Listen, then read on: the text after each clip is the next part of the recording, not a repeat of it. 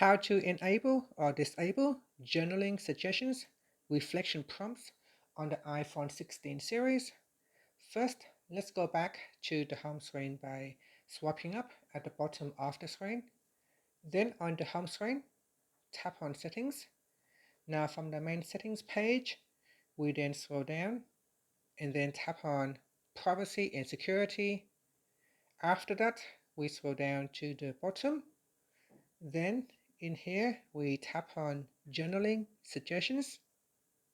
Next, scroll down and then tap on Reflection Prompts. Tap on the toggle button to turn it off or switch it on. Now here it said, general prompts to reflect on gratitude, kindness, purpose, and more. And that's it. So tap on the toggle button to switch it off or turn it on as needed. Finally, you can swipe up to return back to the home screen. Thank you for watching this video. Please like and subscribe to my channel for more videos.